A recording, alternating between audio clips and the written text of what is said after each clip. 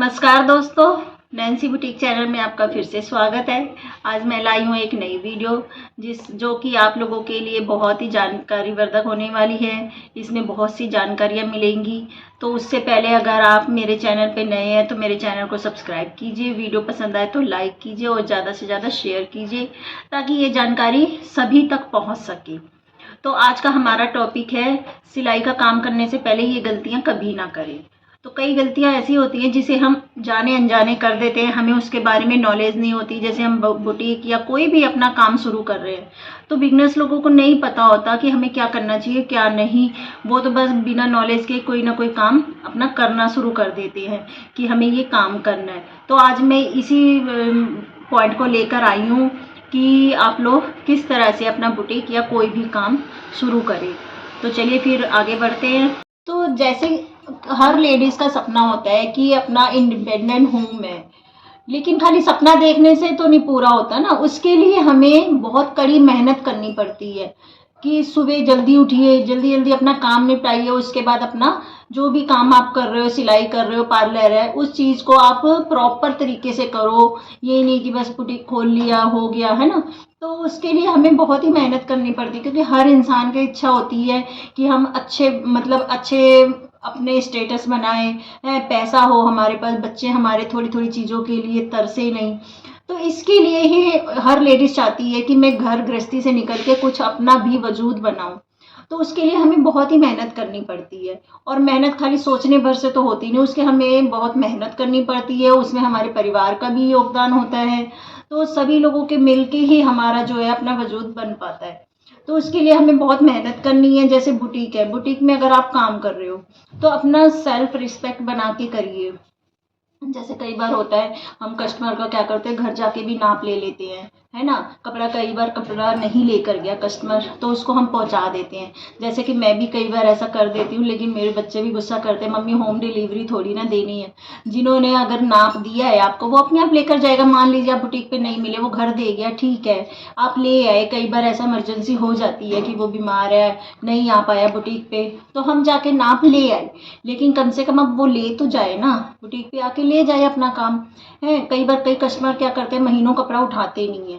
फिर उनका ये मन होता है कि हाँ भाई ठीक है, कपड़ा पसंद नहीं आया है तो सिलवा तो लिया, सिलवाने के बाद उसे मन से उतर जाता है कि ये कपड़ा मुझे अच्छा नहीं लगेगा, तो वो बुटीक पे ही पड़ा रहता है। तो उसको आपके पास फ़ोन नंबर होता है, आप उसे कॉल कर सकते हैं कि भाई अपना कपड़ा ऐसे ऐसे ले जाओ। क्योंकि हम लोग पर्ची भी देते हैं। जैसे मैंने आपको बिल बुक दिखाई थी, अपनी पर्ची पे हमारे बिल बुक पे लिखा होता है कि 15 दिन के अंदर आप कपड़े उठा लीजिए, उसके बाद हमारी कोई गारंटी नहीं रहेगी, या 1 महीना, है ना, जो भी है आप मेंशन करना चाहो। तो इस तरह से उस पर्ची पे भी लिखा होता है कि भाई इतने दिन में कपड़ा उठा ले, उसके बाद हमारी कोई गारंटी नहीं रहेगी। इसके लिए आप उनको कॉल करके वार्न कर सकते हो कि हाँ भाई आपके कपड़े इतने दिन से रखे हुए हैं और ले जाइए। आप कोशिश ये कीजिए घर ना पहुंचाना पड़े। लेकिन फिर भी अगर वो नहीं उठाता, कई बार ऐसा हो जाता है ना, वो कपड़ा रखा वो लेके जा ही नहीं रहा। जैसे मेरे साथ भी पिछली बार यही हुआ था। 1 साल से एक लेडीज़ ने कपड़ा नहीं उठाया था, हालांकि वो बहुत ही गरीब थी।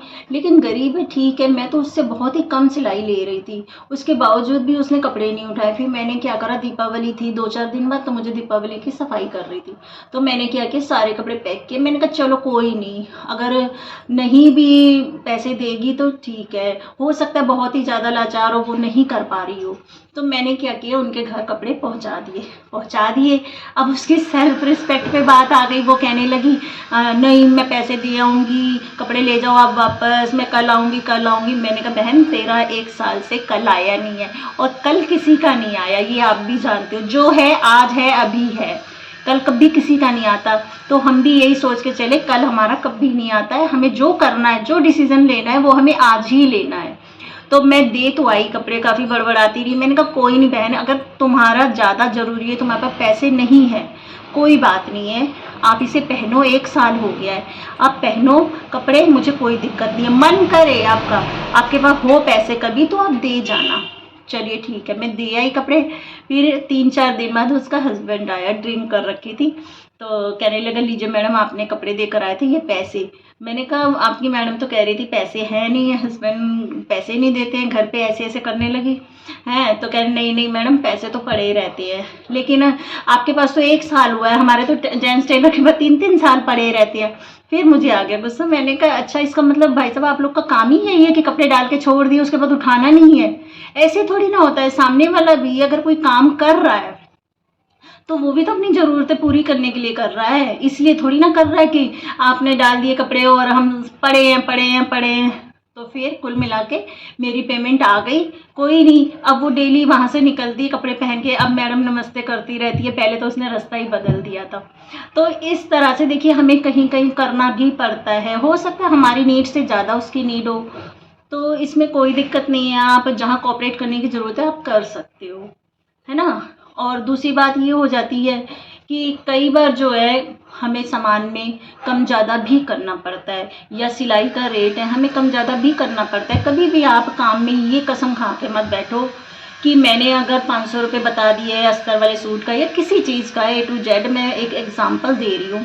सूट की सिलाई आपने जो भी बता दी है, आप मान लो 1 से 250 रुपये ले रहे हो, और अगर दूसरा नहीं दे पाता, या कई लेडीज़ की थोड़ी सी किचकिच की आदत होती है, या फिर कई कस्टमर हमारे पास नए आते हैं, नए कस्टमर का ये होता है कि अरे कम ले लो अभी तो मैं पहली बार सिलवा रही हूँ, है ना, इस टाइप का। क्योंकि मुझे भी बहुत फेस करना पड़ता है, मैं अपने एक्सपीरियंस से ही बता रही हूँ।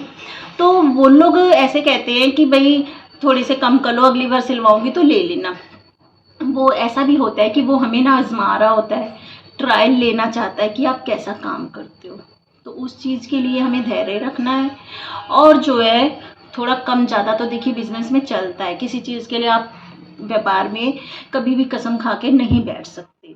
तो इसलिए अपना नेचर भी चेंज कीजिए, और इस तरह से प्यार से और बिल्कुल नॉर्मल होके काम करेंगे तो आपका काम बहुत ही अच्छा चलेगा।